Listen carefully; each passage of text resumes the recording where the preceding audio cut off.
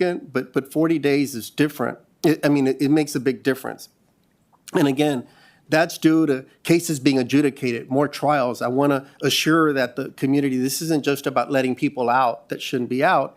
It's about cases quickly getting to court much quicker. And so it could clog up the system if we start seeing any of those impacts and things could start slowing down, and it could defeat our goals of trying to reduce the outsourcing. Thank you, Sheriff Gonzalez. Thank you, Commissioner Briones. And to clarify, each court office will have 8 minutes for questions, with the county judge's office next. Thank you, and good morning, Sheriff. So I'm going to ask a similar question related to detention. So the pay parity didn't include detention officers, correct? Correct. Can you speak to whether you expect this to impact hiring or retention of the detention officers? I feel that they're two different career tracks. I have the utmost respect for our detention officers, and we've advocated very strongly for them. In fact, we've gotten some significant raise. I think there were some incentive retention stipends that were issued at a couple times the last couple years. So I think we've been doing well. We continue to do everything we can to create the best working environment we can under the most difficult situations. So at the end of the day, we do not think it'll impact just simply because it's a different career track. We encourage them at some point to perhaps consider a career in law enforcement, ideally with our office, through our academy classes or through an outside academy or working with other agencies, if that's their passion. And also, we've continued to professionalize our corrections track to where now, thanks to court support, we even have some captain ranks within our operation, which we didn't have before. I know that's something that then Sheriff Garcia advocated for as well, and we're able to work together with all of you to get that done so that there is a career track for them. So we do not think it would impact negatively. Okay, thank you, Sheriff. So similar follow-up on that, can you speak to the impact that jail staffing has on your ability to maintain compliance with TCJS standards and to terminate outsourcing contracts and bring individuals back to Harris County? I think when it comes to jail staffing, I think we always focus on staffing, which I think is important. I've always said, and I'll still hold this, that we've never truly had a staffing issue. We've had a jail population issue. And I think it's an important distinction because if we weren't overcrowded or what I mentioned before, our average length of stay that was hovering over 200 days, I want to just put a little bit of context to that. Around the state of Texas, that number was on average about 60 days. 60 days around the state average length of stay versus Harris County at the time for many years, 200 days, almost more than 3 times. That wasn't sustainable. But specifically to staffing, one of the things that we've tried to do, working with this court, and you've assisted us with pay increases and other things, is that we want to aim and aspire to far exceed just minimum standards. Because typically that's what's required by Texas Commission of Jail Standards, minimum standard. We understand that we operate basically a city within a city, very dynamic, very complex. We have a lot of medical issues that come into our facility in terms of chronic disease, addiction, detoxing. There's a lot of mental health that are very costly and it's very staff intensive. We have to provide daily observation rounds. We provide millions throughout the year at a very high clip. And so all these things we want to aspire to do more than minimum. And so these are challenges. We've been trending much better on population, and that's why we see light at the end of the tunnel, that we're moving in the direction where we feel very confident we could reduce and potentially by next year end outsourcing.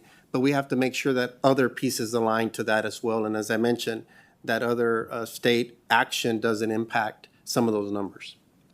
No, understood, and thank you again so much for your answers today. As I know we have folks on the public here in the room and others watching online.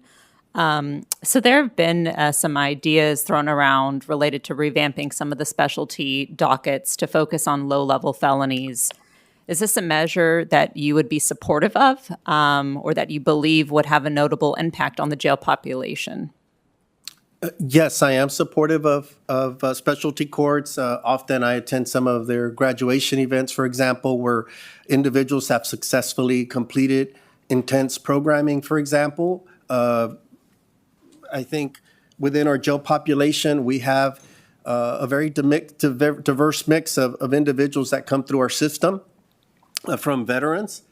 For example, we have pregnant individuals. We have individuals grappling with mental health and addiction and many other issues. And sometimes just one size doesn't fit all. Being able to have a court that could understand the unique needs of different subgroups without that jail population would be very instrumental in really addressing the key needs. In our profession, we continue to be in the front lines of three important issues: mental health, addiction, and poverty. And that's why it's very costly with the criminal justice system trying to address all those things that, frankly, many of those issues should be addressed through the public health system. We work very closely, and we've been a champion and strong supporter of our HEART program, for example, Holistic Assistant Response Team, and both Commissioner Briones and Garcia and Ellis have been very supportive of that. We're seeing great success because we believe, again, that some of these issues are better addressed through the public health sector.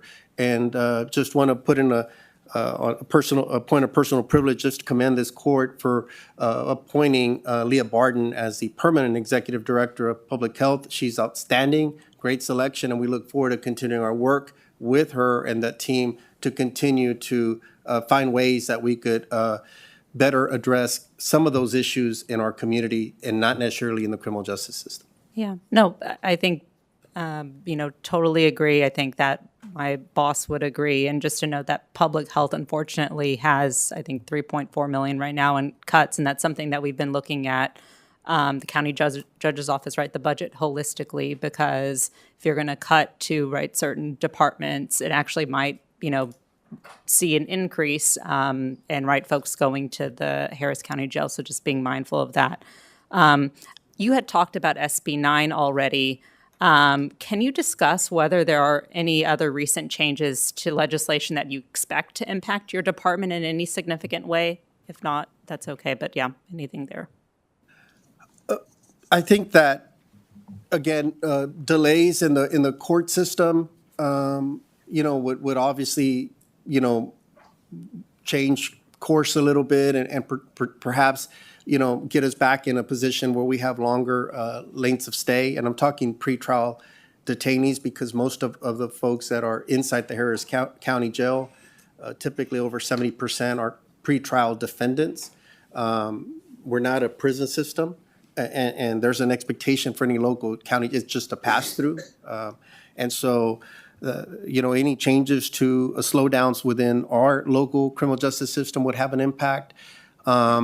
There's been talks about potential impacts to some of the misdemeanor bail reform, the consent decree, not the agreement that was agreed to before, and how it's been operating, that could potentially be a serious blow to our population. So these are, again, things, as I mentioned in my opening comments, that we have to be looking at these trends, because these could have serious impacts. Thank you, County Judge's Office. Commissioner Garcia, you will now have 8 minutes for questions. Thank you. Good morning, Sheriff. Good to see you. Thank Likewise, you for Commissioner. being here, and thank you for walking us through some of these issues. You've already talked about SB 9, so I won't go over that one again. However, one of the issues that the county jail has posed to you, to me, to every sheriff in that role, and any sheriff across Texas and across the country, is in custody deaths. And I know that you and your staff have done a remarkable job to stay on top of it. One of the things that I have been working to propose, and I apologize for not getting it done in this session, but would you be supportive of legislation that would help to better define a in-custody death? because the term itself is very inflammatory without taking into context some of the issues you just laid out. People come into your custody with all kinds of pre-existing medical conditions. Of course, we do not want to, we want to give any victim of any abuse the opportunity to have justice. But by far, the largest number of folks that die while in a county jail, at least in Harris County, typically are receiving medical care at Ben Taub. They're in ICU. They're receiving the proper treatment, but kidney failure, heart failure, other cancer. I just can't remember the number of things that folks. So, what a legislation that would better define those unfortunate circumstances, better help the county, understand what is actually taking place when we have an unfortunate situation as that. Thank you, Commissioner. I want to say first that on behalf of myself and the agency and this court, we extend our deepest condolences to anybody that's ever lost a loved one in our custody. It's something that weighs on me a lot, and I wish I could prevent every death of anyone that's ever in custody. One of the things that we've advocated for is, again, reducing that average length of stay, because being in jail is never the ideal place for anything. And when you look at the number of chronic disease and addiction and mental health, serious mental health issues that come through our jail, we saw COVID and we were able to stave off a massive, outbreak of death inside our facilities. It's something that's very challenging.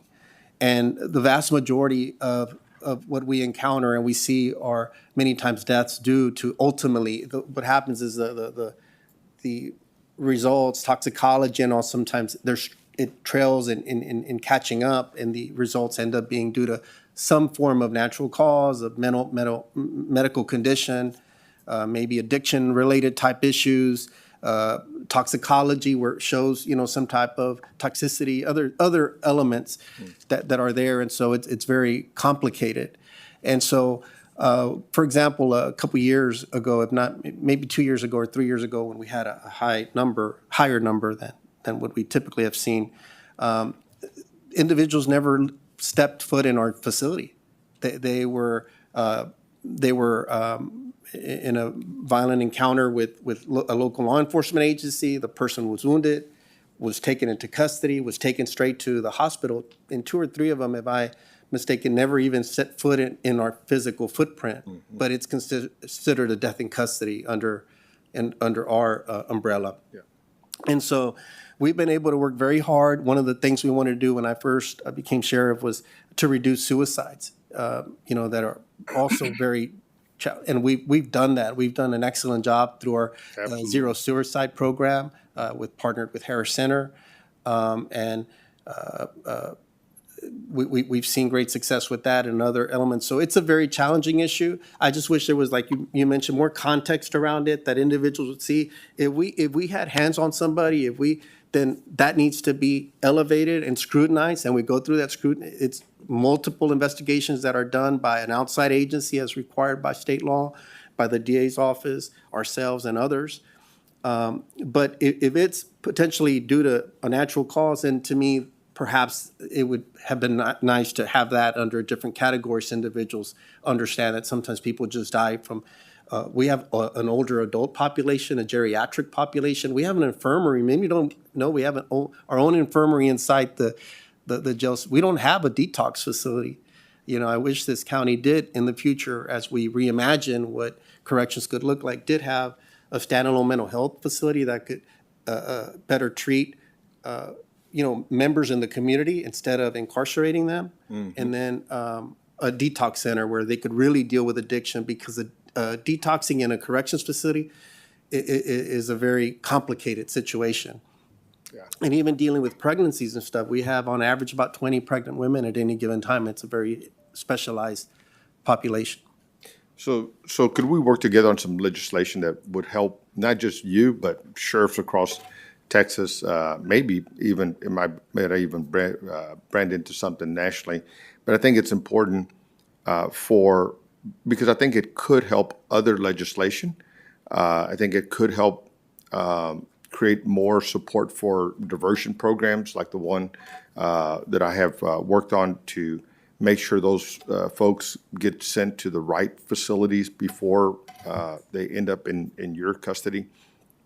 So if we could work on some legislation, I think that would be contemporary for the circumstances that you and others are contending with. Thank you, Commissioner. I think it deserves a fresh look and thinking of what prior definitions have been. Just again, not be transparent about it. It's just to understand the different categories. Exactly. And I think that would be something reasonable to look at. And beyond that, I think the policy issues to consider is how can we better, as a community, deal with addiction and mental illness, again, through a public health process instead of through a criminal justice system that's very costly and the outcomes tend to not be very good. It's not the ideal place to deal with acute challenges like that.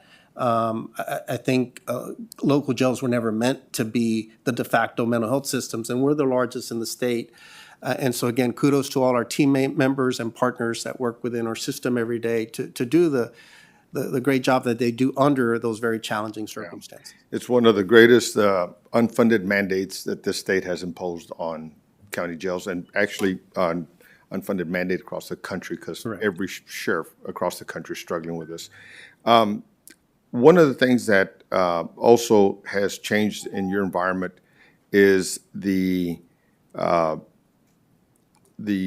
classification of well, not the classification, but the percentage of inmate classification, meaning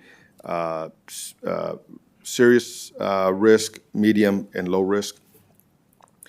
When I had your responsibility, I think I had close to about a 40% low risk, maybe about a 30% medium risk, and then everybody else was high risk. I haven't looked at your charts as of late, but what is the current makeup, if you have that information from you? Yeah, I don't have the current breakdown right now. I'll say that consistently it had changed dramatically. Bail reform had really assisted in reducing the lower level individuals, lower to medium, for example, with women. That's a concerning population for me because nationally we're seeing the trend of men incarcerated actually decreasing, but women in jails continue to increase at a higher clip, which is an interesting dynamic there. But we see where even our Women's Empowerment Center that you visited, it's still lower to medium, but it's a lower percentage now that I think we're around 25% maybe that were between lower to medium. But the vast majority, the threat profile of the individual is much more violent that we house. We're trending in the right direction, but at one point we were housing. That's not those out in the community that were in jail for murder, capital murder. And we have some that are very disruptive. We continue to battle the influx of attempts of bringing contraband into our system because it's so lucrative.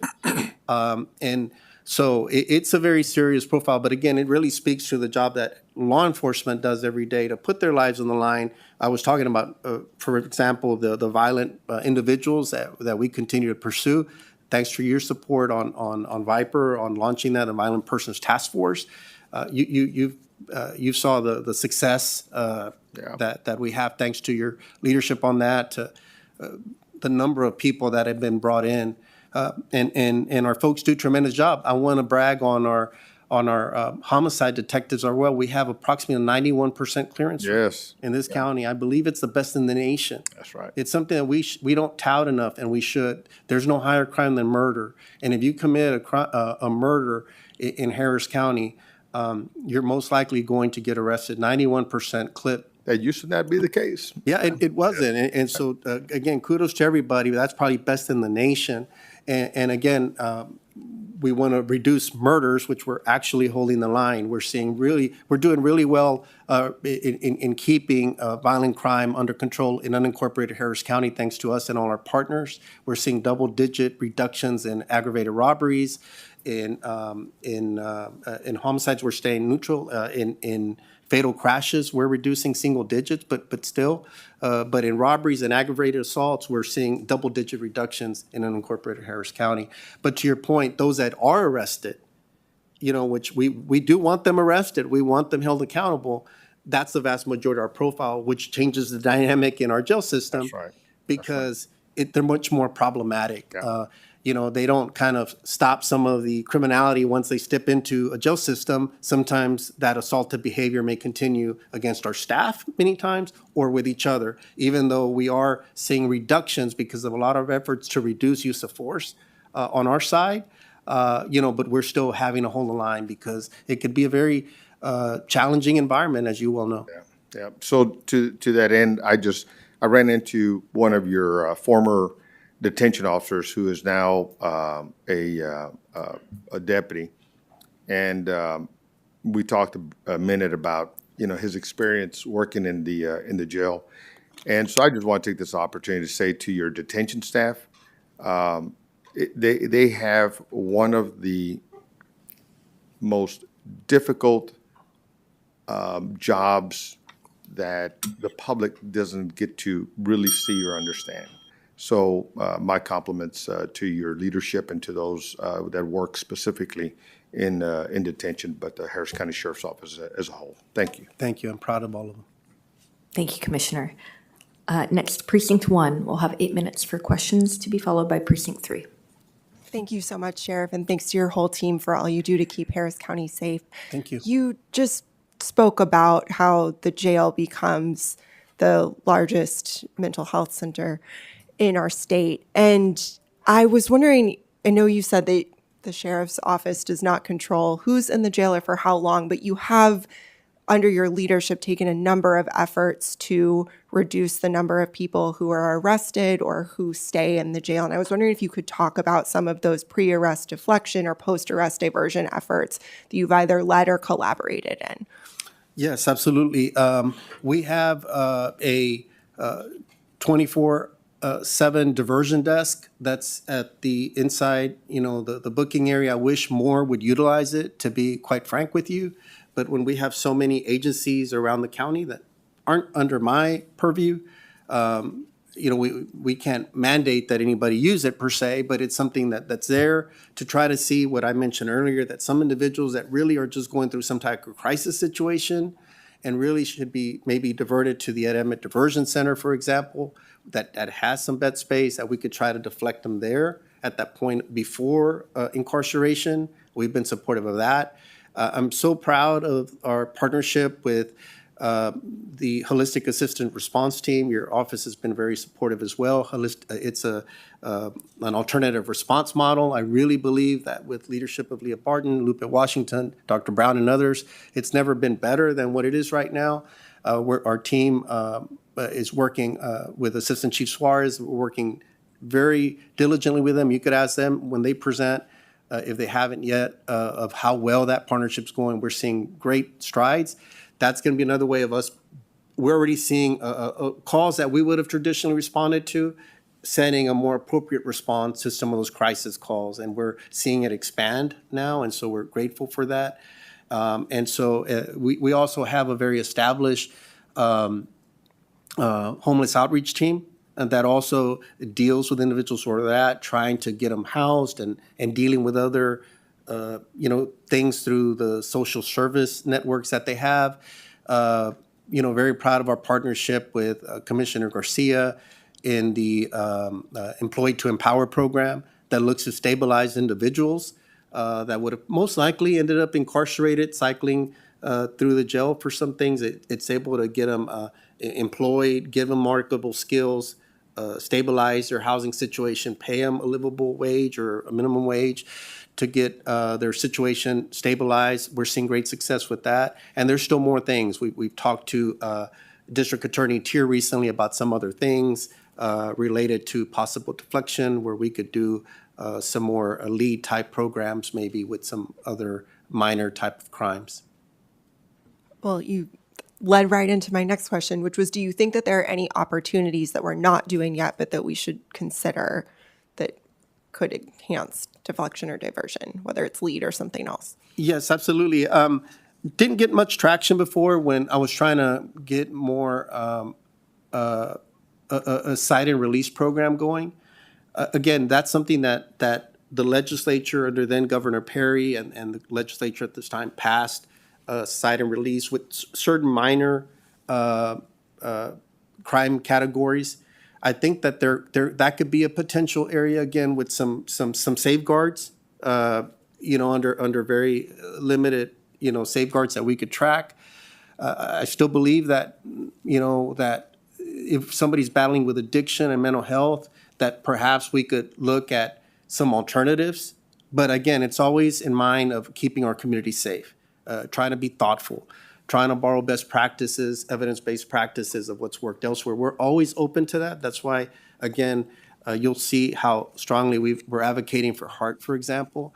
So you have an advocate and champion for those type of programs, but for me, it still starts with, we have to have public safety at the end of the day, and then start building out, reimagine what the rest of the criminal justice system can be and can do effectively. But when we're overcrowded and things like that are happening, cases aren't moving through the court system, it really places the challenges on all resources. Thank you. I want to make sure to recognize not just that your team is a champion, but often a leader in these programs. And it's Thank not you. always the Appreciate it. traditional leader, but we appreciate that you and your team are. Thank you. Did want to ask one more question related to some of these alternative response programs like HEART or co-response programs like CERT. You talked some about the impacts for individuals, which is of course our priority, but what does that mean for your officers and your team when you have those other programs available, and what does it allow your staff to do instead or in addition? Yeah, we want our deputies to be focused on the most serious crimes in our community. And many of the calls for service that we field daily, obviously yearly, sometimes do not necessarily require a law enforcement per se, but historically, that's the response system we've always operated under.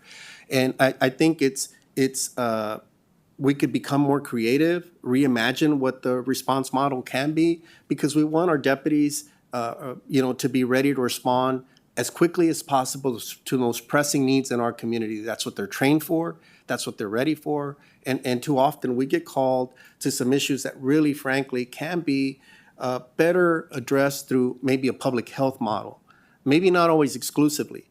But I said earlier at the beginning that law enforcement in this country is in the front lines of three issues: mental illness, addiction, and poverty. Doesn't mean we can't have some role in that, but we shouldn't be leading the fight from the front on some of those particular issues. We want to be crime fighters. We want out there, again, protecting people from those serious offenders in our community. We need our courts to also make sure that they're holding those chronic offenders accountable. And so the whole system needs to work.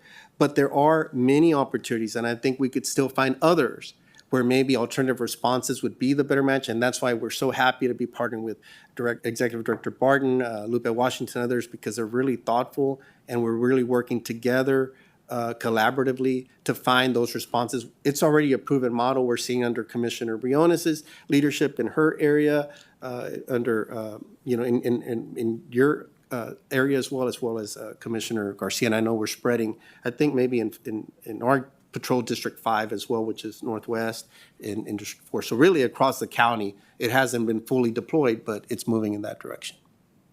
And we're so grateful, and I know they would at Public Health say the same thing about it's never been a better collaboration. Been So really thank great, you. especially here lately with some of the movement that we've had on our side.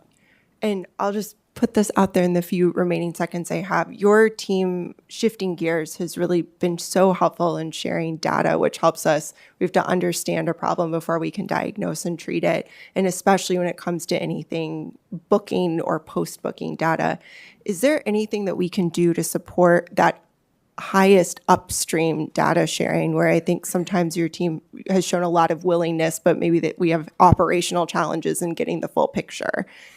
Even as we speak, we're looking at some of those operational challenges because we want to be transparent. I believe in disruption. I believe in as you shared, that this is a shared responsibility. At the end of the day, on the side of the system where you're at, and commissioners and the judge, everybody working together, our citizens, the courts, everybody has to work together to improve outcomes, keep our community safe, find the right investments. All these things are very complex, but working together, it's a shared responsibility. And I know that working together, we can have better outcomes. And so we look forward with you to see what some of those impediments might be, either due to limitations of what we can and can't share, or technology limitations, or just any slowdowns. We want to make sure that we're working rapidly to get you the information you need.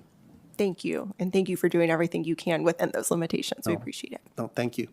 Thank you, Precinct 1. Precinct 3, you will now have 8 minutes for questions. Thank you. Good morning, Sheriff.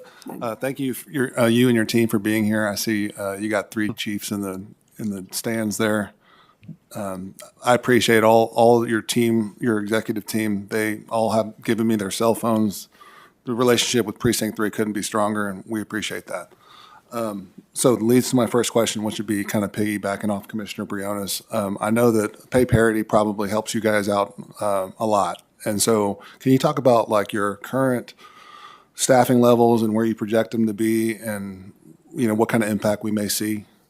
Yeah, and Mr. Raddick, thank you so much. You've always been very supportive as well. It's been great working with you and Commissioner Ramsey as well. So please share with him our appreciation for his strong support for public safety, and our team. I know it enjoys working with you and the commissioner, and we all do. So thank you so much. For us, look, our priority, part of recruiting is to also retain the people that you do have, as I mentioned earlier. It's by the time if we hire just new people and lose a lot of that institutional knowledge that we have, we lose a lot of experience, and we want to make sure that when somebody's responding to our constituents, that it's somebody that's well trained and prepared to address any kind of challenge. Because here in our threat matrix that we have in Harris County, it could be an industrial incident. As you well know, it could be an active attack. It could be anything. And so making sure that we're able to retain folks, because we really were at a point where we were, it was becoming evident we were facing a potential mass exodus that would have been very, very dangerous to maintain strong public safety. And it would have been a big challenge, in my opinion, to be able to recoup some of those. We would have had to increase, gotten to pay parity anyway, and we would have lost the experience in the meantime. And so at this point, we have 2,125 peace officers within the agency. That doesn't include the detention side or the professional staff of approximately 500 that do many important duties within our agency. So at this point, it's about maintaining. We have about 100 cadets currently in our academy right now. That's a good influx of people moving through. We look forward to having another class starting by end of this calendar year as well, because we want to maintain. But I think the important thing is we'll be seeing our attrition level remain low. And so eventually, as individuals do eventually reach retirement age or are ready to move on to enjoying their retirement, that we'll have a steady flow of people coming in. So I think that we're in a good position. Look, a pay raise isn't going to solve everything. We are doing our best to maintain good flows when it comes to clearance rates, when it comes to investigations and things like that. And we want to make sure we're responsive to individuals after they've reported crime, not just responding to initial crime. We have an epidemic nationally on intimate partner violence and those type of things that require very special engagement with victims. But I think we're in a good place. Okay, can you talk to us about overtime and how you expect maybe this new influx of deputies may kind of help us solve that problem?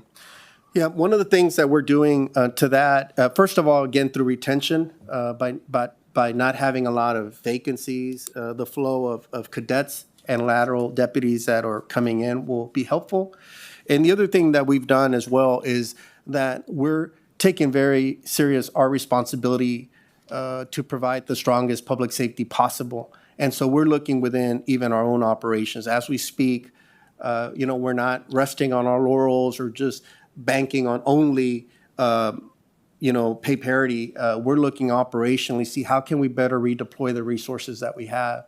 And while there are things that, much like what we're asking you, is that while there are things that we'd like to do, we have to look at fundamental core services and really responding, putting our resources where we need them most to be able to address any public safety threats and keeping our community safe.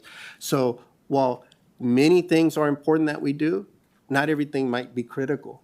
And so we're looking at things with a critical eye, and we've started the process of really assessing our operation, and we anticipate redeploying some personnel to more critical roles to better expedite response, for example, to calls for service and things like that. So all these things combined, I think, will help stave off some of overtime costs that we have. And that's one of the strategies that we're looking at, again, but through retention and things like that. And then also the efficiencies that we're looking at, we're also trying to make sure that we're monitoring our overtime cost. Jail is a big driver, so we're doing that. Director, I don't know if you want to talk a little bit about some of the positive efforts we're seeing in trying to track overtime better, and we're seeing better trends. Sure, absolutely. I think one of the most startling numbers to keep in mind is that in FY24, in the jail, we had $38 million of overtime. For FY25, ending in a couple of weeks, we're going to come in right around 26 million. So that's a huge decrease year over year. And a lot of the efforts that we have going on right now indicate that we'll do even better in FY26. And Nick, just to double down on that, the sheriff does a better job than any law enforcement department I've worked with in terms of looking at and managing the overtime. When we saw increases to overtime in detention, they jumped on it and said, put in some policy measures to ensure that folks weren't gaming the system in order to kind of manufacture an overtime shift. We also have worked with them, and as part of funding the pay parity, they went internal. They looked at what they could do to be more efficient, and have made some reassignments to lower, I believe, the overtime related towards jail transports to the hospitals, so that it's for folks on straight time as opposed to folks on overtime. So I want to thank the sheriff. Every time we've had an issue, he's jumped on it with his staff, has been able to answer the question and come in, which is very different than a lot of law enforcement, and frankly very different than 5 years ago, where they've come in on budget. I don't think we've had to do a supplemental for the sheriff in the last 3 years, except for ones where we've sort of made the strategic decision to invest in people as opposed to outsourcing. Yes. Thank you. Okay, and I got one last question that kind of was good for Chief Christensen earlier. What keeps you up at night, sir? Oh, I mean, for me, it's leading the largest sheriff's office in the state is a tough challenge, but it's an honor of a lifetime. For me, the safety of my personnel.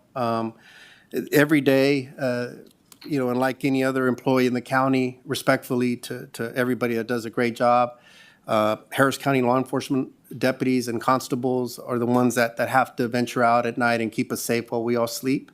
And there's a higher risk than average that they may not return home, whether it be an industrial incident, active attack, a violent encounter.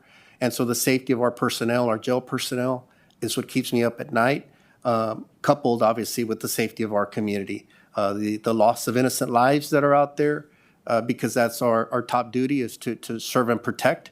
To this day, I would put my life out there to protect our residents. It's an oath I hold very dearly. So it's the safety of our public and the men and women that willingly put their lives on the line and leave their home without a chance of maybe returning. And we've seen many, and we've been present when they paid that ultimate sacrifice, and we've had to honor them here or at the local memorial or the state memorial or the national memorial in DC.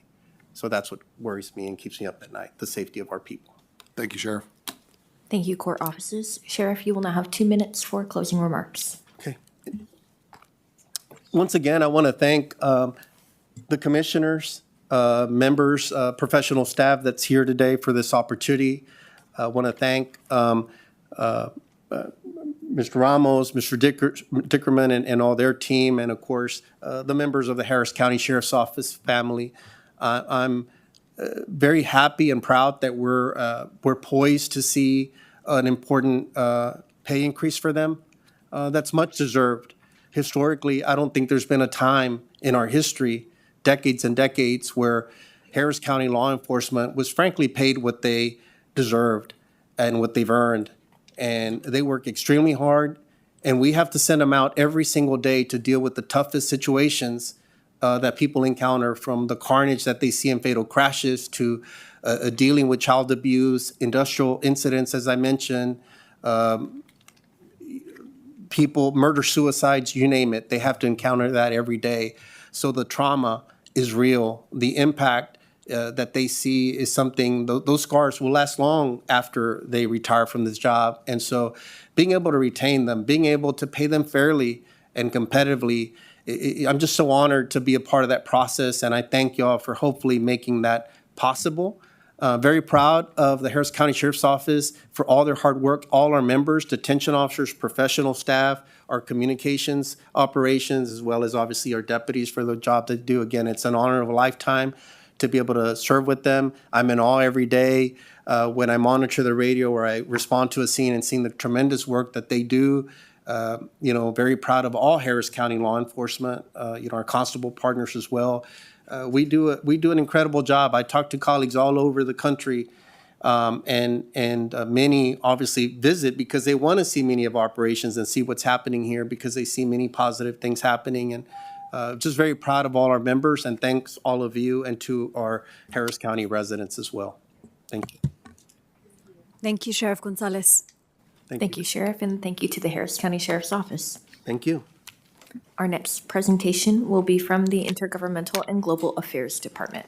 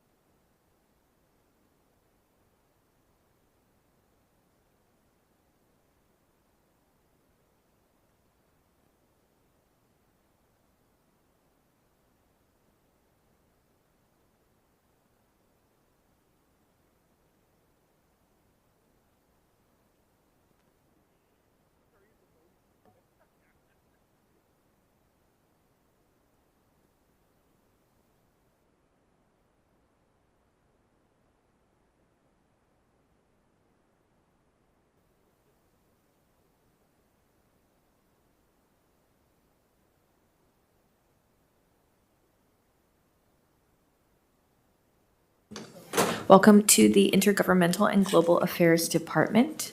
As a reminder, you will have 3 minutes for your initial presentation, to be followed by 5 minutes for each court office for questions, beginning with the County Judge's Office, and to be followed by Precinct 1.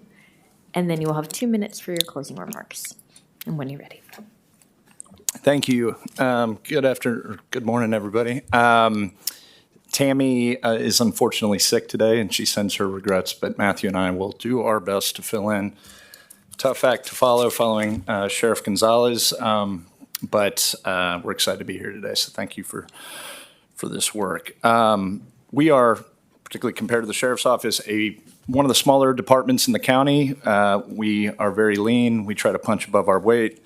IGA is a very collaborative department. We work with all of the court offices extensively. We work with every OCA reporting department, all county elected appointed offices, and over 41 congressional and state elected officials. We also work closely with neighboring jurisdictions around the state, other large urban counties, and the various county associations that represent county interests at the state legislature. The operational areas that the funding goes to is our legislative affairs, which is focused on reviewing all state legislation. That's over 8,000 bills, typically determining all county impacts, strategize through the engagement, try to prevent any sort of assault on local authority or decision-making capabilities, as well as prevent unfunded mandates. And that means state legislation that might be well-intended, but it's going to have a cost that is borne by us. There's no corresponding state appropriation for it. And at the end of the day, those costs get, ultimately get passed on to taxpayers. And so we're very wary of anything that's going to affect the general fund, the budget, everything that we're here talking about today. We are appreciative of the court. We got some support 2 years ago in 2003 to build out our team a little bit. That was very helpful. We spent 2 years very carefully doing that. We were fully running this session. We're proud of the legislative session that we had. There was some very problematic legislation that we worked very closely with all of y'all on and got a ton of support from all the court offices and other external stakeholders, and we're able to be successful in mitigating some of those threats. We work very hard to secure as many county resources as possible for your respective projects in the precincts, as well as countywide initiatives overseen by our county departments. To date, since fiscal year 2022, we've secured $117 million in federal funding through community project funding submissions, and we've got $22 million pending right now for this fiscal year. Obviously, that's going to be determined by the Congress passing a budget. But we can answer any questions you have. We look forward to telling you about the good work that we do, and we appreciate your support. Thank you. County Judge's Office, you will now have 5 minutes for questions. First, I want to say thank you to you both and the entire IGA team for the Your work mic, please. I'm just really short, sorry. To all the work you've done throughout the 89th session and the work that you continue to do through special sessions. You talked a little bit about the federal funding that you've secured. Can you highlight your work over the last year in assisting the county departments, and court offices, particularly with your work on appropriations? I know you guys got a significant number this year, so would love to know what you've done so far. Sure. Actually, I'm going to pass this over to Matthew to kind of explain how the process works and how we work with all the departments and the offices, and then ultimately facilitate those to the congressional offices. Thank you, Francis. Thank you, Forum. Thank you both. I'll start with the state legislature. It's top of mind. They're in session right now in the special. What we did was we started with, once the state agencies submit their budget request, called legislative appropriations request, it happens well before session begins. So the appropriations process for the state legislature started last summer. Two things to highlight quickly. We noticed that HHSC was proposing potentially a 30% decrease in maternal health funding through their state programs. We sounded the alarm. We worked with Director Barton and her team to understand what potential formula they were using for caseload projections. We got that information. We realized that they had changed it and didn't announce it and didn't tell anyone. And so we worked with our Harris County State Delegation, committee chairs for the appropriate chambers, and we're pleased to say that actually increased 3 to 6% this session. So dramatic swing, 30-something%. That's the type of engagement we do. To put a dollar amount on it, the county gets $1 million a year for our Healthy Texas Women's Program, and so that's where that cut would have been seen in that kind of formula funding. Same story on the Texas Defense Commission. We all know the Public Defender's Office and our court-appointed attorney Spending is a topic of the budget discussion. The state was proposing a 9% decrease. They ended up with the same advocacy and engagement process, having a 7% increase when the budget was signed. That's a $5 million impact to the county directly. That's talking about just the budget strategies that do formulas and equations. We did work extensively on state riders, so with flood control projects, county precinct parks. We attempted various mental health and maternal health projects, and even one with the sheriff's office. We ended up right now, that budget's final, 13 projects, mainly flood control, for $147 million that will be coming directly from the state to the county. That is essentially a 100% increase in past sessions that we've done, both in the number of projects secured and the funding.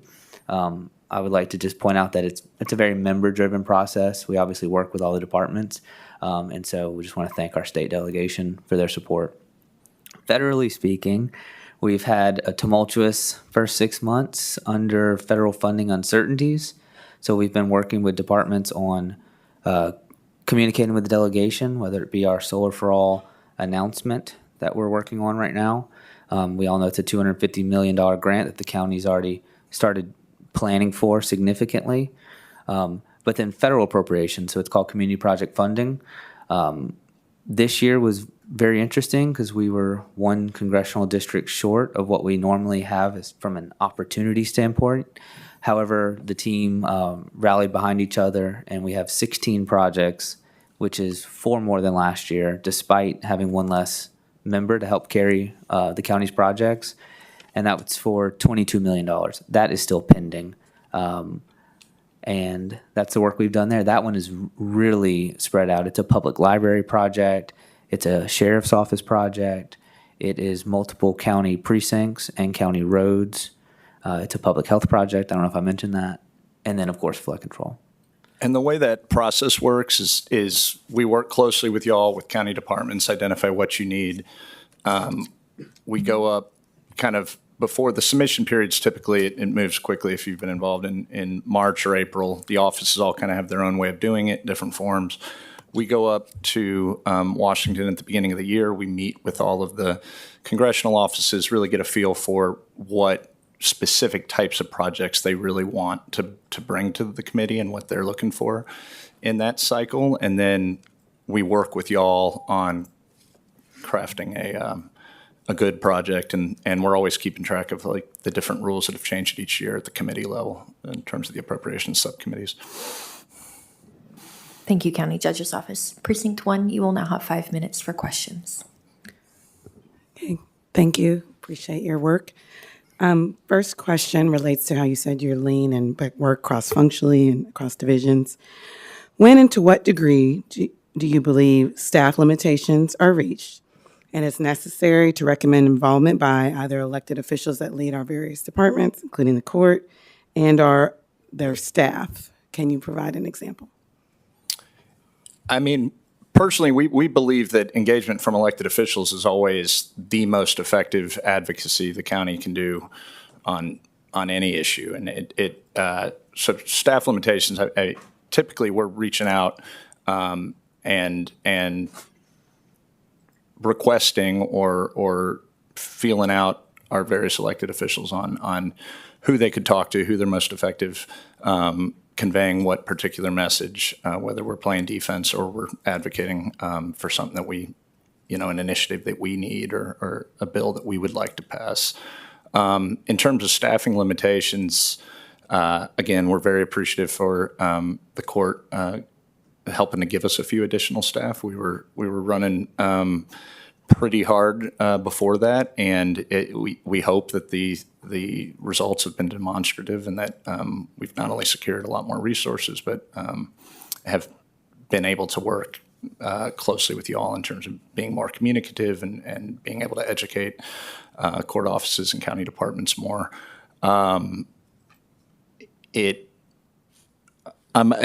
Honestly, obviously every elected is different in terms of what they want to get out in front of and advocate on, but we take our instruction from the court and always try to facilitate any external advocacy in the most effective way possible that's in line with what our elected court office Yes. members want to do. I want to get to my questions, and you can maybe chime in. We have heard from our key members of the delegation and the state level that are close to our office. Sometimes they're lacking information on the impacts of certain legislation on the county, and we're coming from behind. So this question relates to that.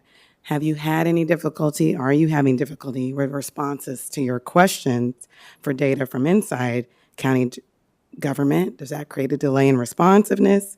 And what can the Commissioners Court do to expedite the flow of information, whether during special or regular legislative session?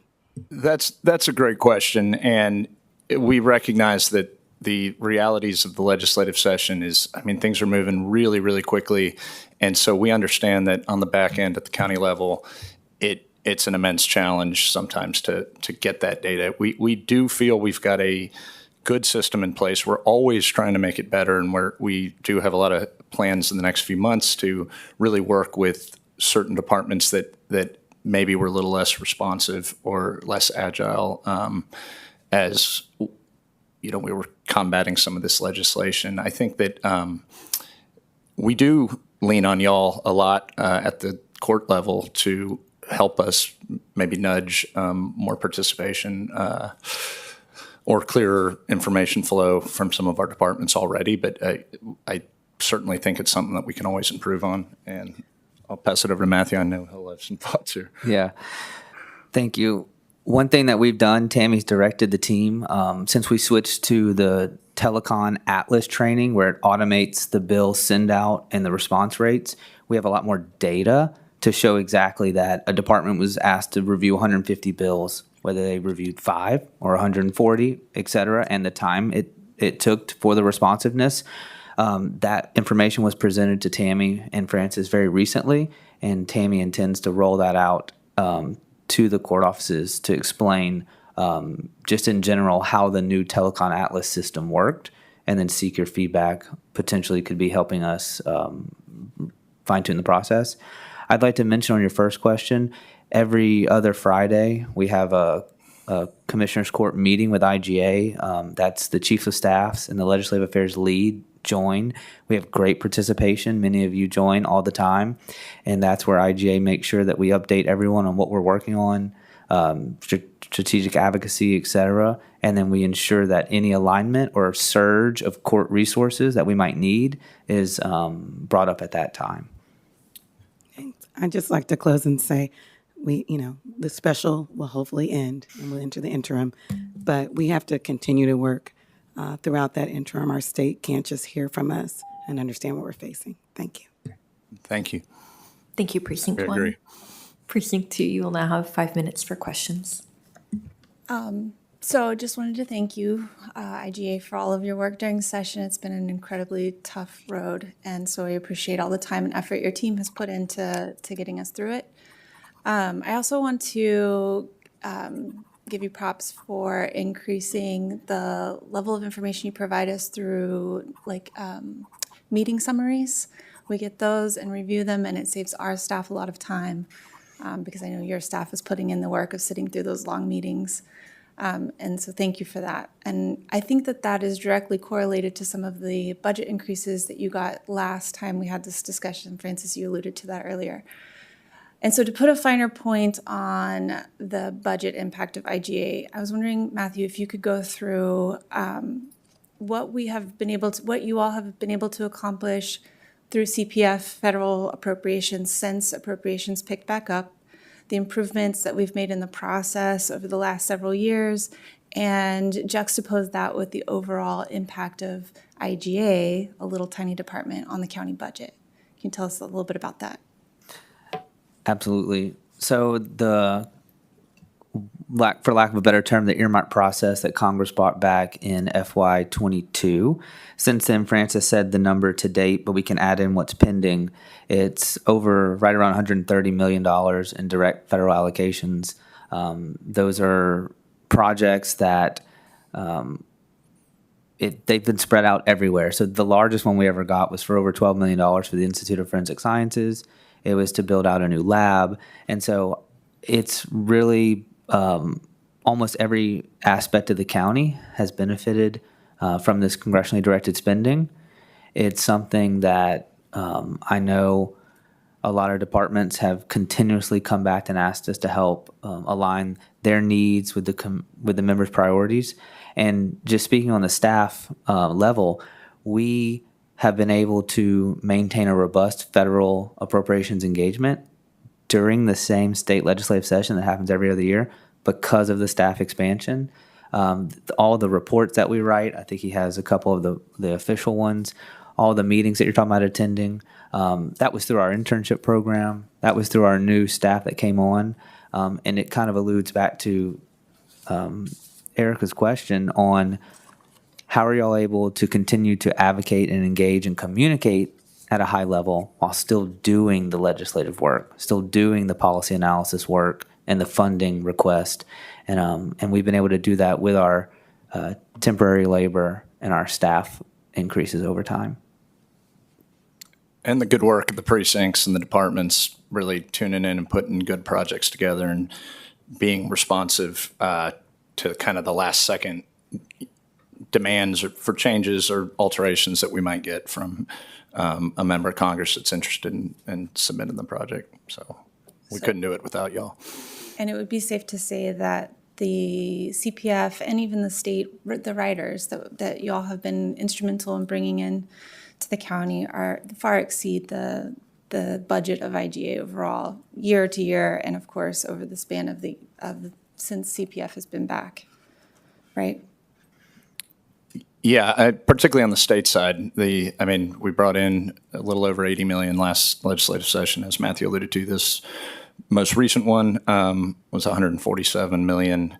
We're always aiming to continue to go bigger, and we do like to think of our department in terms of ROI and always getting more efficient and bringing in a lot more resources than we expend. And do you know how we compare to other large urban counties on that front?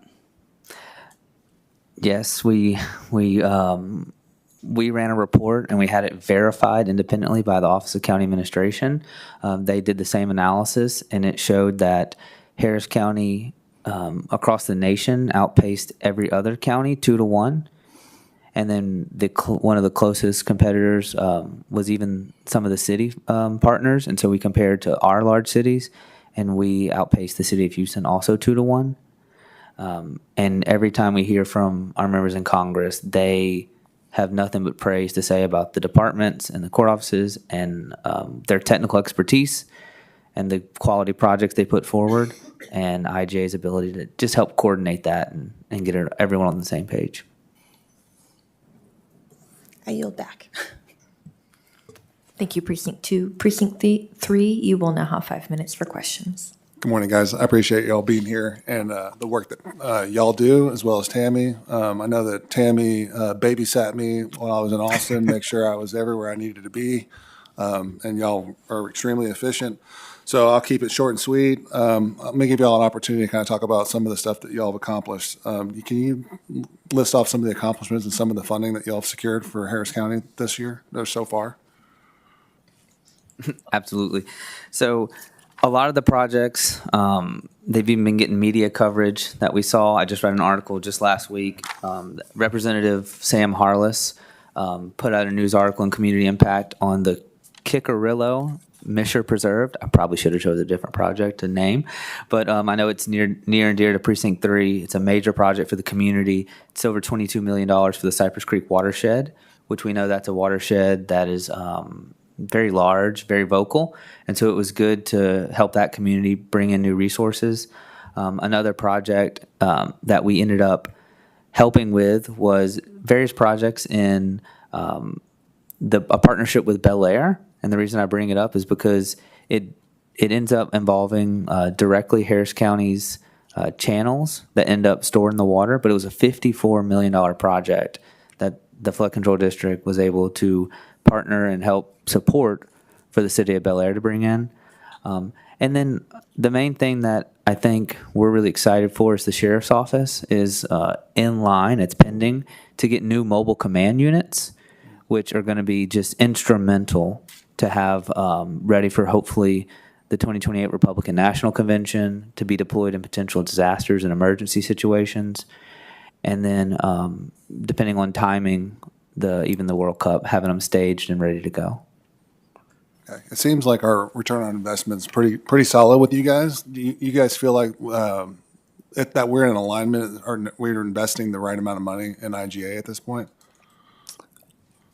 We appreciate the money that's been invested in, and I would say yes. There will be some challenges that we will work through with the proposed budget. We've got about a 6 2/3% cut, and that will affect primarily our non-labor budget, some of our external consultants that we do lean on heavily for their technical expertise and relationships. It will also, we will indeed miss our internship program. We, not only got a lot of great production that we could, push back out to y'all from our interns, but some of them have become excellent, experienced county full-time employees. But the thing is working with we're a unique department, and it's really a joy to get to work with every single county department and department head and their wonderful staff. And we recognize the challenges that all of y'all are working on right now with each department. And so we're team players at the end of the day, and we'll make it work. And we'll probably be talking to y'all next year when we're looking at another legislative session to potentially maybe get some of that restored at a later date. But we understand the challenges everyone's under. That's something that we want to look, similar to elections where we work with the county clerk and the treasurer's office, because we essentially have elections every other year. We would work with IGA in preparation for next year to ensure that they have what court deems is the right amount of resources going into the session. And it's great that they bring back earmarks, but I can't tell you how many bills that they've helped fight off that would have been a direct impact to either our revenue or additional unfunded mandates, where the level of coordination with my office, with some of the other partner agencies, turning around fiscal review, fiscal analysis on bills has really kind of changed the dynamic of the discussions at the state. Yeah, in response to that, OMB has been excellent getting us fiscal notes very quickly, altering those fiscal notes in a hurry when various amendments are floating around that we think are going to make it to the speaker's desk, or when they're proposed. We couldn't do it without having that. When you have a firm set of data and can really go to a legislator and say, well, who's going to pay for this? This might be a great idea. We understand you're passionate about this, but at the end of the day, this is going to cost a significant amount of money for Harris County taxpayers. And that is the most compelling way to change minds in that building that we found. And so the data we get. Quickly, do you have any projected relief or conflicts that may be coming up in any of the legislative sessions, or potential legislation may be coming through federally that y'all want to talk about? Super quick, Nick, thank you for the question. I'll start off. There's a bipartisan push right now to reform FEMA, which is going to be very interesting because Congress has a different view, at least on what was originally signaled by the White House and their advisory council that they created. But they just had an advisory meeting last week, and they're starting to align their phrasing with the word reform, which is good to see. We'll be all in on watching that.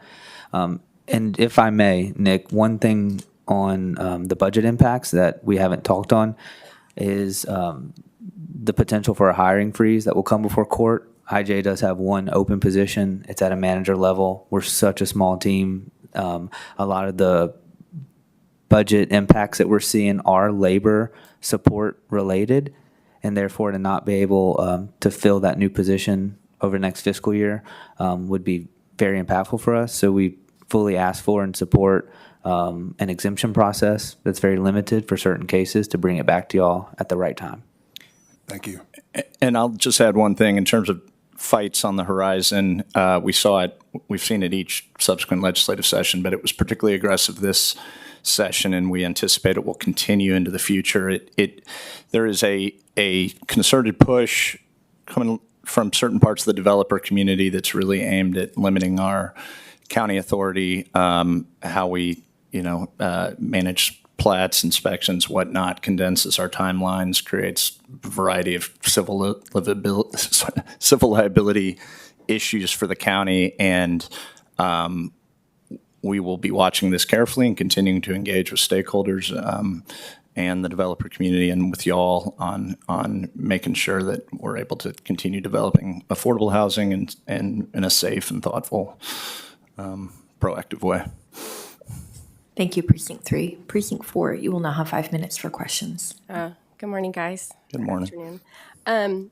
So you mentioned going without the technical expertise that you rely on. In this coming fiscal year, without a session and subsequent special sessions, will there be fluctuations in your budget that allow you to make up some of those losses, or at least you may not have the needs? Or can you talk about what the fluctuation looks like based on how the sessions are timed? Yeah, I mean, when we're at a session, we just have more time and we can devote ourselves to a lot of the things that session just takes all the oxygen out of the room for that 6 months. I will say, though, it's important to think, like, session very much starts early next year in terms of us getting our ideas, our concerns, our data to the right place to be ready for the interim hearings. We watch the interim charges closely, and then we start engaging, and particularly on big major initiatives, complex things like going forward. If we go work with the state legislature on particular, potential improvements to the energy park complex, those things we really do need to start early and communicate with a lot of stakeholders and get people aligned earlier rather than later. And so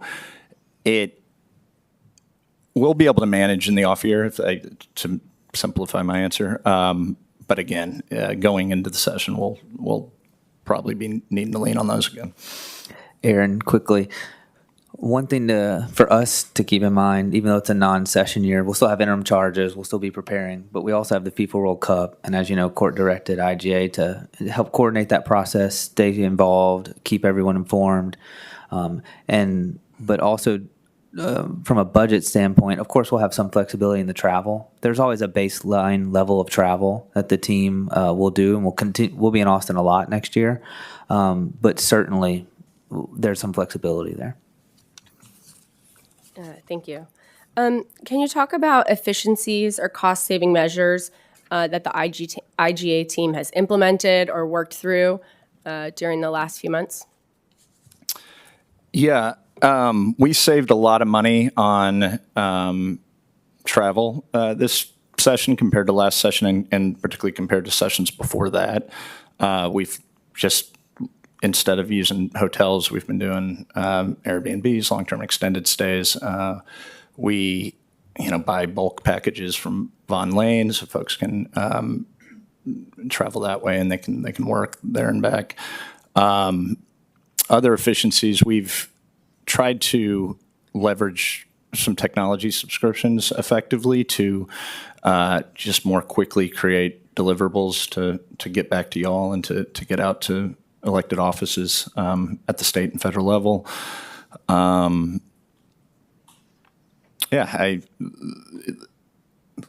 In general, we're always trying to get more efficient and work through our systems to stretch the dollar an extra mile. And as we alluded to earlier with the question we received from Precinct 1, part of that analysis, looking at all the departments and how many bills we sent them and how many they responded to and kind of the quality of these responses in terms of how helpful it was engaging on legislation, like that whole effort is to help us work with y'all and work with them to improve that process and figure out where we need to put in more time early to save time or get more efficacy late. And I think that these systems help that efficiency. We're confident, based on everything we kind of developed this year, we'll be in a better spot next year, just like we were in a better spot last year than the year before. And that alleviates some of our funding concerns to a degree. Thank you. And if I can just dovetail on Ms. Lee's question earlier about the communication with members. I think we saw during this past session when all court offices were engaged and firing on all cylinders and working together with a clear directive, and we're able to deliver messages to member offices directly, utilizing the commissioner's communication and relationships. And so I would just encourage in the next session and then moving forward in general, being more collaborative. You guys are very, very collaborative, so I take that back. But being as aggressive as possible with, looping team members in, making sure that we're all, knowing what the other is doing, because I think we saw a lot of success this session and, when we were combining efforts across offices. Absolutely. And we're always trying to communicate better and be more cohesive with every corner of this county and all of the elected offices. And as I said earlier, there's no better advocate for any county issue than the 5 members of court. Thank you, Precinct 4. That will conclude the court office question segment. And so, team, you'll have 2 minutes for closing remarks. Yeah, I just want to thank everybody here today. I know this is a tough process. We really appreciate working with y'all every day, and we just appreciate your support for the work we do, and we always want to make sure you know that the work we do is for you, and we are willing to change, improve, fix anything that makes sense for the court and for our county departments. I want to just throw in a few things that we didn't mention. That another thing that IGA does that maybe sometimes gets lost. I think in the past year we're at close to 150 constituency requests. These are folks that either reach out to y'all. They often come in through our state legislative offices or our members of Congress, and it's a constituent that has a challenge involving the county or sometimes the city, and we route it to the respective city. But and I think that those are we don't talk about them a lot, but we hope that those are another valuable service that we help provide for y'all and for the county in general. We know this Harris County can be a daunting or complicated place for us at times, but certainly for residents. And so that's another additional service I wanted to make sure I mentioned. But again, thank y'all for your work. We're here to help at all times. You can reach us whenever, and just let us know what you need, and we will keep doing our best to fight on the court's behalf under the court's direction. Thank you again to our IGA department. Thank you all.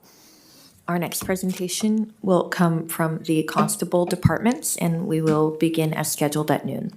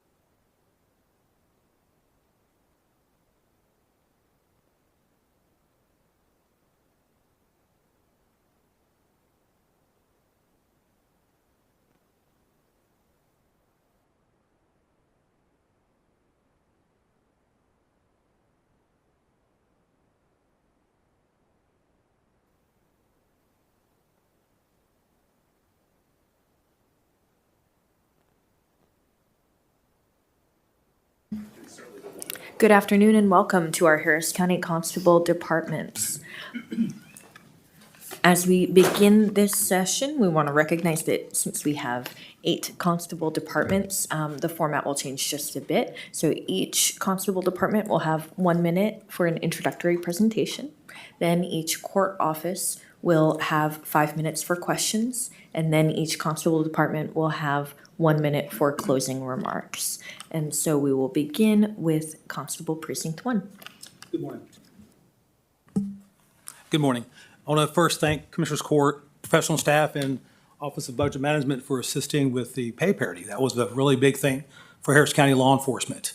I think it goes a long way to show the men and women that they're behind and backed, and makes us very competitive to keep good people and to get good people. So I think that's a very important piece that the county's done. It's been a long time since something that big has happened. Precinct 1 is continue to do what we do, help out anyone that needs help, all the commissioners' offices. We look forward to supporting more and whatever is needed, where our doors are always open to support. I'm open for any questions that I can cover, and we'll go from there. Thank you, Precinct 1. So then we'll move on to the introduction from Precinct 2, or Constable Precinct 2.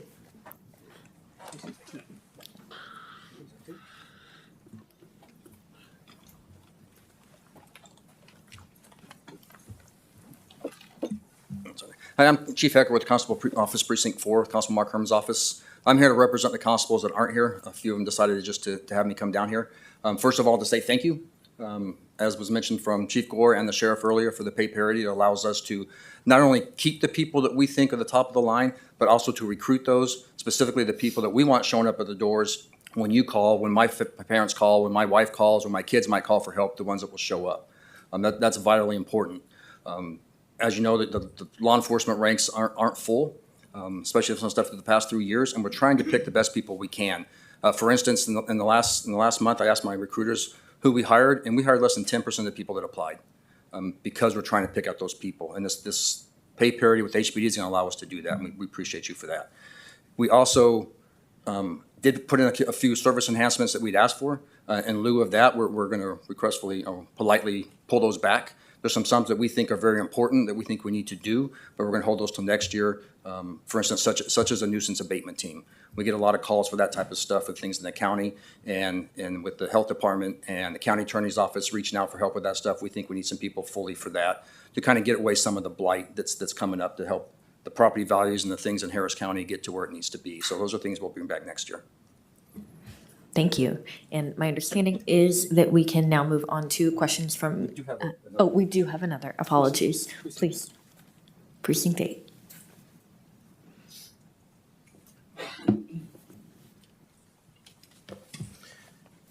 Good morning. Jason Finnan, Chief Deputy for Precinct 8 here on behalf of Constable Sandlin. I'll just echo much of what my colleagues have said in giving our thanks to the court for approving these much-needed pay raises.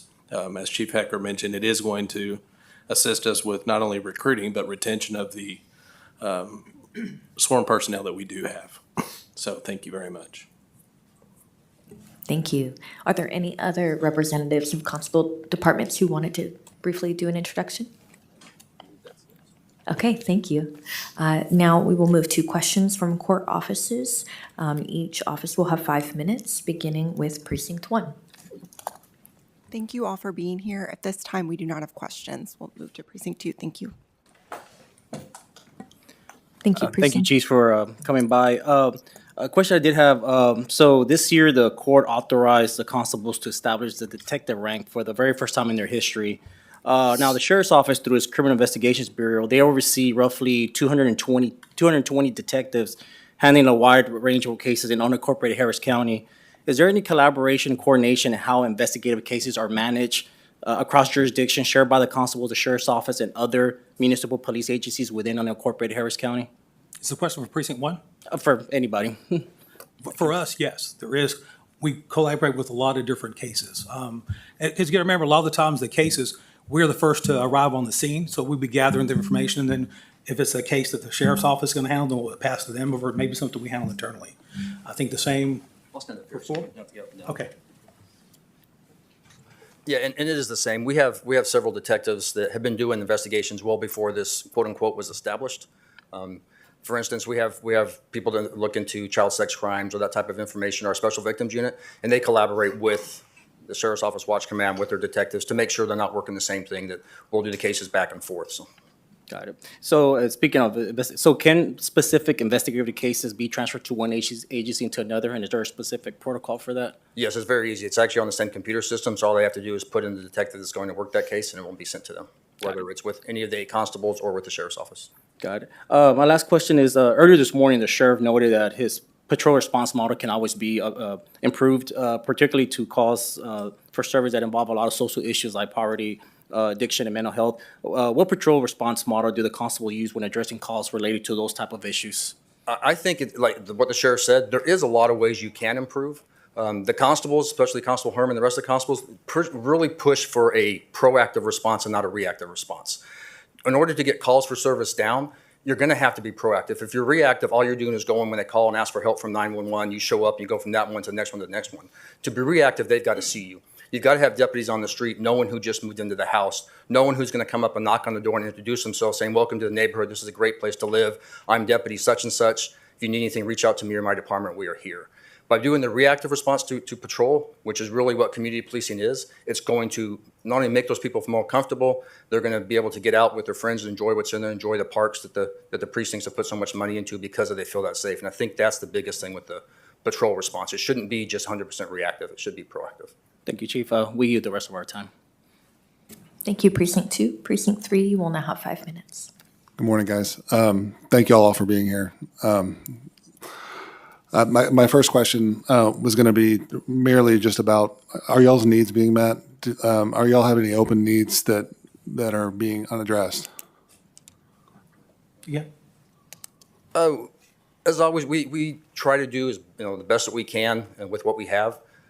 Being a 700 person department, basically. Last year, we had our call takers, how many people called our dispatch center, was over 580,000 times. Which responded actually to over 600, right about 650,000 calls for service for call slips that were generated.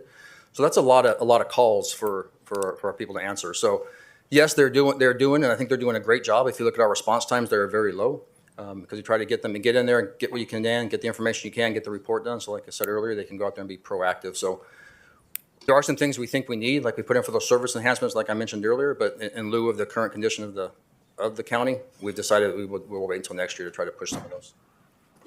Chief Corr, you want to touch on that? Yeah, so there is some areas that the security group have gotten with our department and looking for some support in downtown courthouse complex. You know, we've been talking with them for the last few years. Chief Shaw has a lot more intel on it. He can speak to it, but I think it's important to know that we've continued to try to build that. And in the past, it was always handled within that group, and now they're asking us to put it up as a budget item.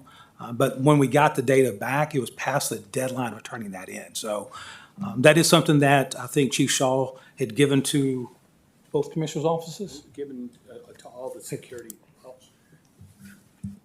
So working with the security committee, we have turned in that information to all of the folks that work for the commissioners assessing security. And so the need would be, there's a security issue that's been identified, and now we've been asked to submit those as personnel items. So I think there needs to be a workout how that need gets addressed. Okay. I see that 2 of the constables walked in, Albritton and Alan Rosen. Appreciate y'all being here as well. So I serve on the pay parity board or the commission, try and work on the discrepancies. There's a lot of different things that make that interesting, but I know that we were talking about some different incentives, and I know that the parity discussion is probably going to continue into next year. Are there some incentives like weekends, patrol nights, stuff like that you guys would be interested in seeing going forward? Yes, I think to reach true pay parity, that eventually we will need to have some of the incentives that the city of Houston has. And that's somewhere we can keep qualified, experienced police officers on certain shifts, because right now basically your shifts are based on your seniority. So new deputies are usually on the evenings or night shift, and the more experienced on day shift.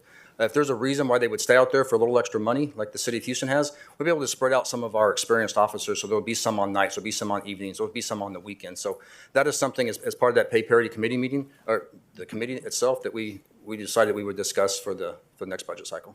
I just want to add to that. That is, especially on the night shift, like my daughter, she's a nurse and she works in Galveston UTB, and night shift gets extra money, weekends get more money because it is tougher. It's tougher on the family. It's tougher on your body to work nights. I've worked nights for years. Any officer in here that has can tell you the same thing. It's a tough environment to be in. So I think there should be some extra for that. Chief Gore, I know that you oversee dispatch. Can you talk about some of the complications that might arise trying to consolidate 8 constable dispatches into a sheriff's office? Well, there's different avenues that you could do with that, right? But all of them have their own problems, if you will. For one, a lot of people work close to where they live. So first, trying to get people that are living down south to drive all the way up to, I think it's like Aldana 59. That's just really tough. That's their personal car, personal time. They're losing family time every day, driving back and forth an hour each way. I mean, you're looking at how do you handle what your shift is. Currently, they may be on days. If they get mixed in with the sheriff's office, seniority issues, they bid. And just also understanding every agency handles dispatch differently, right? So how we may handle a call is a call, but how we manage it on the backside may be different. Like who gets notified, who gets sent out, what do we handle on a priority 1, priority 2, right? I think those are some concerns, a lot of training concerns. And then how do you handle the calls that come in for these contracts that come into our own dispatch number? I mean, if I live in the city and my contract and the dispatcher for precinct 1 go to the sheriff's office, so they can be taking our dispatch number along with them or not with them. I mean, there's so many unvariables and unknowns, and then it could actually be done if they really needed support on some of their calls. They could make each of the larger agencies or all agencies be a side piece to the actual Peace app, and they could actually help with those calls from our own offices. With technology today, you don't have to be in that office to help support that office. We do it every day in technology. Thank you, Chief Gore, and thank you for all the chiefs and constables and all the law enforcement folks in the room. We greatly appreciate y'all's partnership. Thank you. And thank you for your support on the pay parity.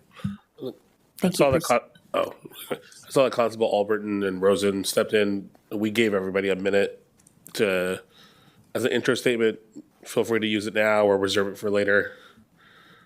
There we go. Thank y'all for the pay raise. Thank you, Daniel. I think I can get it done in a minute. I'll talk fast. Good morning, everyone.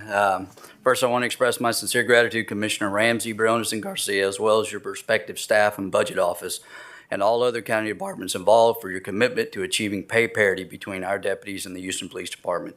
Your swift and decisive action helped prevent a looming crisis. At a time when the county was already hundreds of deputies short, we faced a very real risk of losing hundreds more to the city of Houston. That outcome would have severely jeopardized public safety across Harris County. Thanks to your leadership, we are now in a much stronger position to retain experienced deputies and attract the next generation of law enforcement. As I've often said, while I love being a police officer, I can't be one forever. We need to recruit and train the next generation of deputies, and competitive starting salaries are essential to making that happen. Your decision to level the playing field has already had a positive impact, and I'm optimistic that we will soon have more applicants than vacancies. Again, Commissioner Ramsey, Briones, and Garcia, thanks for recognizing that the safety of its citizens is one of the most important statutory functions of government. Your hard work and bold steps to help ensure that Harris County is safer for years to come. Now, next step is more towards Daniel. I know there's some debate behind adopted and adjusted budgets, and I understand the politics behind it, but our adjusted budget is becoming increasingly larger. Ours this year is going to be around 10 million. I think Constable Herman's is going to be around 16, 17 million. What happens on October the 1st, our adopted budget loads, and that adjusted does not. And the auditor's office instantly has us in the red, and we can't open purchase orders. So my only ask is, can we get those loaded closer together so it doesn't interrupt the day-to-day that we have to do? Why don't you and I sit with the county auditor on this? Okay. I think there's a solution there. That was my really only ask, because it interrupted some stuff the beginning of last budget year. I'm trying to avoid that this year for our vendors. So if y'all want to ask me anything. Thank you, Constable. Commissioner Briones, you will now have 5 minutes for questions. Yes. Thank you so much, Constable Albritton, for your remarks and also for your partnership. We share so much jurisdiction, and I appreciate you and your team. And Constable Rosen and Constable Herman are my 3 partners, and I appreciate you all as well as your other colleagues. And I look around, and Chief Shaw, everyone has been incredibly helpful, and I appreciate it deeply. So I proudly supported pay parity.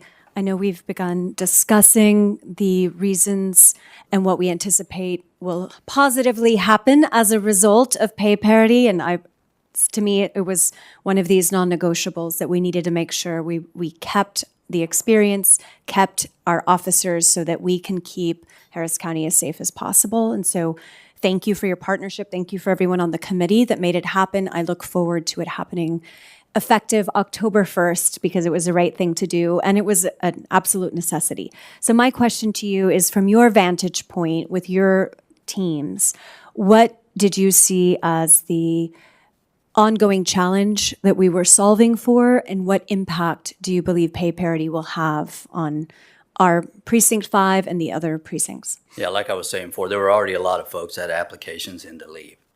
I know there were a lot with the Sheriff's Department. There were a few with our office.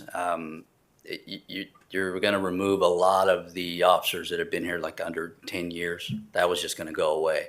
And it's hard to plan, you know, especially an agency like ours that's growing. How do we grow when we don't have new people coming in? So this was very important. Like I was saying earlier in this, that it's less about salaries and more about providing safety, because we were about to lose it all. So you guys really, and I appreciate y'all stepping up and doing this, because I think everyone argued that you know, they don't need this, don't need that, but I don't think the public really understood how close they were to not having anyone answer the call. Some of the response times in unincorporated Harris County are already maybe a little longer than they should be, and that was going to go to maybe we'll get to you at some point today, because there just wouldn't be the officers there to answer the call. So I'm really glad y'all stepped up. We're already seeing applications coming in that I feel would not have come in had this not made it out to the public eye of, hey, you can afford to be an officer again. So thank y'all for doing that. I'm very proud, and I appreciate your partnership and service and sacrifice. My next question is a small one, but one I just would please love an update on. So we know that all law enforcement agencies must report to NIBRS, and there was that change in law, and we funded additional clerk positions to help with the workload. And so I'd love to hear an update on how that's working and how the process is going thus far. That's going great with our agency. We were given 2 NIBRS clerks, and that's sufficed for now. As call volume goes up, of course, we'll have to come back and ask for more. But the 2 that are doing it in our office, it's working great. We haven't had any issues with the city. We started using our own case numbers down there, whereas we used to use city numbers, and it's all working great, smoothly. And Constable Albritton, for all who may be listening, could you please briefly explain to the public, when a call comes in, how the constables, all 8 of y'all, help with rollover calls from the sheriff to the constables, and how you work as a team? None of us have our own separate CAD system. We all work off the county's CAD system. So even when I get in my car, I can punch into my laptop and see what the sheriff's department's doing. I can go onto the GPS and see where all their units are. They can do the same for us. So the dispatch, like Chief Gore was saying, is not this thing off by itself. We all use the same system. We can all see each other's calls and see where the units are in relation to that call. So if there's a call that's holding, it's a priority, and there is not an SO unit close by, the sheriff's department can see one of us and call our office and say, hey, we're gonna roll that call over to you guys. Y'all have the next closest unit. It's a priority call. We do that already. So that there's really no, island over, each office for dispatch. It's all using the same system. And like Chief Gore was saying, it doesn't matter where that's located. We're all seeing and dispatching the same things. Thank you, Constable Albritton, and thank you, Chief Hecker. It's good to see you, and I especially just appreciate how incredibly responsive you've been, whether it was a potential shooter that we were about to have at our one of our Tomball high schools, whether it's my staff members getting shot outside one of our community centers, and all of the incidents we've had at our community centers, parks, and in our shared jurisdiction. I appreciate your commitment to the community. Thank you. We appreciate your commitment because a lot of those park deputies are funded out of your precinct. So we're able to do that because of our partnership with you. So thank you for that. Thank you. Thank you, Commissioner. County Judge's Office, you will now have 5 minutes for questions. Thank you. Good afternoon. So, can you please discuss whether there are any recent changes to legislation that you expect to impact your departments in any significant way? Every 2 years when they meet, there's always something that comes up. I believe what you're talking about specifically is the contract bill. Is that, I know that one's out, I don't have all the details on that one, but there's nothing that I know specifically that's gonna impact how we do our stuff day to day, no. Okay, thank you. Same thing we've done in the past. Okay, thank you. That's all we have. Thank you, County Judge's Office. Since we do have additional yielded time, Commissioner Briones, if you had additional questions or comments, please feel free.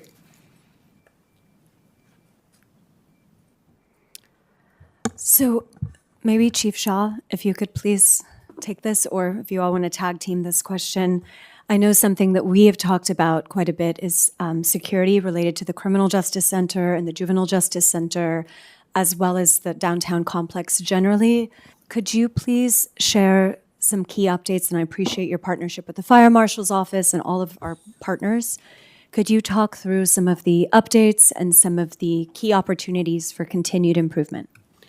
Absolutely. I want to say thank you to the Fire Marshal's Office and to Tanya Mills from the Budget Office or the Office of County Administrator, who's been working hard to address some of the issues that we've seen come up at overnight. One of the issues is there's staffing that needs to be done, and so we now have a conflict where there's not overnight law enforcement coverage. And so what we've submitted is basically a white paper that talks about the positions that need to be filled, the challenges that the district clerk, the DA, and the other people who work overnight, especially in the juvenile building, need security in those buildings, specifically law enforcement. They're piloting a program right now with security guards.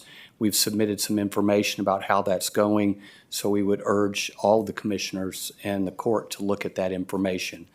The second thing, do you want to talk about that one, or I can move to number 2?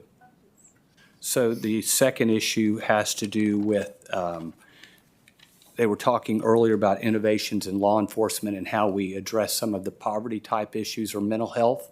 And so one of the ways the court has mentioned is using mental health professionals such as social workers or licensed professionals in mental health to be embedded with our downtown what we call Lincoln units or our crisis intervention units, where people are having mental health challenges or having housing stability challenges can be addressed by these mental health professionals.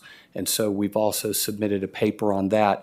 I think that's what the court wanted to move towards. I think that would be very helpful to addressing some of the low-income, poverty, housing instability issues we see downtown. The last issue has to do with canines.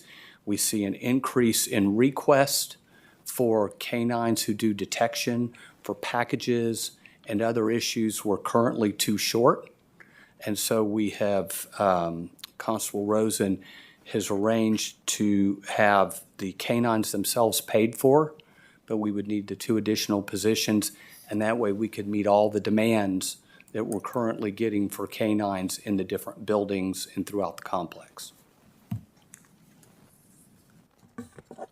I wanted to return to the adopted versus adjusted budget item that Constable Albritton raised, and I know others have raised. Daniel, thank you for your commitment to sitting down and meeting with them, as well as with the auditor, and I asked the county attorney's office to please attend so that we can make sure we're all on the same page, both from a regulatory legal framework and from a timing operations kind of process management, so that we can be as streamlined and effective as possible. So I just wanted to make sure that happens sooner rather than later, please. And then lastly, from an environmental justice, I know that there's different constables have different additional units that they really have very unique and important expertise that augments what the sheriff does and HPD and all the other law enforcement partners. Can you please speak to the environmental justice work being done, some of the key accomplishments and some of the key opportunities to continue to advance that work? Yes, ma'am. So environmental crime is very unique and different in the way it's processed and handled at the DA's office. We work very close with the DA's office. We've met with new staff that came in. We've done a lot with the city and illegal dumping, whether it's air pollution, water pollution, or the dumping is a big thing. We've spent millions of dollars on camera systems, custom built here at Precinct 1. We have the network, we have the back end, we do all the special work. Our new system even actually monitors and runs the license plate of people who are committing the dumpings. Our dispatch gets to monitor it inside of dispatch. But the city, when they were looking at they had a DOJ situation and they had to do some type of resolution. The city met with us along with HPD and went over solutions. They ultimately picked our solution, which we came to court. We had that $1.9 million award to us to manage that because we are very unique and a little different how we handle it. So it is different in every area, but one of the main things we handle is that, and also you have that with any kind of your wrecking yards and so forth. We have to worry about that ground pollution. Commissioner, what I wanted to add is that the challenges that we've seen in some of these neighborhoods that haven't been able to be helped before, some of the designs that have been implemented have really changed the way the landscape of the neighborhood from an environmental justice standpoint. So where people weren't getting that type of help before, they're now getting their neighborhoods reclaimed by people coming from other places of the county and dumping in some of these neighborhoods. Thank you. Surprising stat, usually it's people that live in the area are doing it or a contractor working for a person who lives in that area. It's usually in their own backyard. Well, thank you for your work on that, and thank you for everything all 8 constables and the teams do to enhance public safety. I think we're at time, so I want to be respectful. Thank you, Commissioner Briones. Precinct 1, you have 4 minutes and 57 seconds remaining.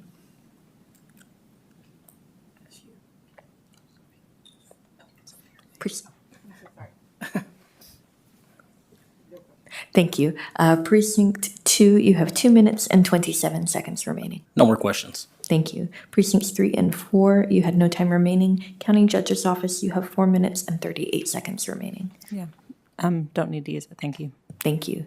Thank you. Court offices will now move to closing statements from each constable office. Each of you will be allocated 1 minute approximately, and we'll begin with Constable Precinct 1. Thank you. I want to again thank Commissioners Court and all their staff along with Budget Management. I really thank Budget Management for all the work their team did. They worked very closely with us along with the Auditor's Office. It's always been a very good collaborative working team, and I just want to thank all the support we've been given. Thank you. Next, Constable Representative or Constable. Yeah, I'm going to echo what Chief Gore said again. Thank you. The Budget Office, the Auditor's Office, y'all's offices, whether it's been through this year for the Budget Office or in the past working with what y'all need in your precincts. Again, we're here to do what y'all need, and we're going to continue to do the level of service that our constituents have come to expect from us, which we believe is exemplary, and we don't want to do anything that might put that into jeopardy. So thank you. Thank you. Thank you. Mike. The mic, sir. I wanted to make sure I spoke also to Commissioner Ramsey's office, who also pitches in a lot of money for parks units. So I didn't want to leave you out because I know that the relationship we have with both of those offices and taking care of their parks has been very, very valuable. So, and thank you all again for everything. Thank you, Constable. Would any other constable or constable representatives like to make closing remarks? I'll just echo again what many have said here already, and that is thank you so much for the support that has been shown to Harris County law enforcement. These men and women do a very tough job. It's very hard on their families, those that live the life with them. So this pay parity is going to go a long way to not only retaining that talent, as I mentioned before, but recruiting new talent. So thank you very much. Thank you. Would any other constable representatives like to make closing remarks? Okay, with that, we want to thank all of our Harris County Constable departments for your participation today. Our next presentation will be from the Office of Managed Assigned Counsel. We'll start at 12:45. I know we've gone straight. Okay, in that case, we will take a break until 12:45 p.m. when we will resume with Managed Assigned Counsel. Thank you.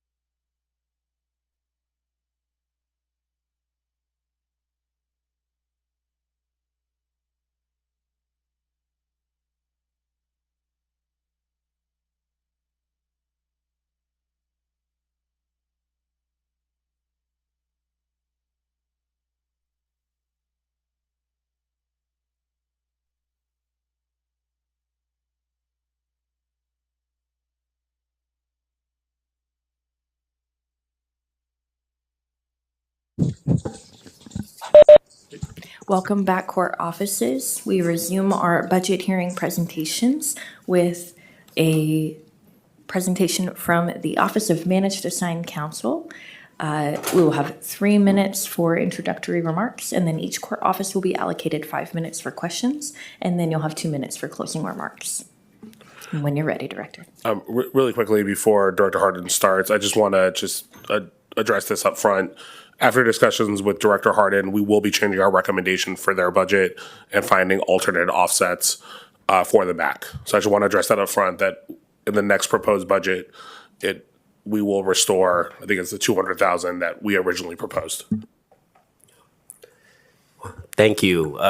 Thank you, Mr. Ramos, and good afternoon, Commissioners Court representatives. It's great to see all of you again. My name is Kenneth Hardin, and I have the honor of serving as the Executive Director of the Harris County Office of Managed Assigned Counsel. Nearly 5 years ago, the MAC was created to improve the quality of representation for those who cannot afford an attorney. I am proud to say we have delivered, revamping the appointment system to ensure fair and equitable distribution of cases, doubling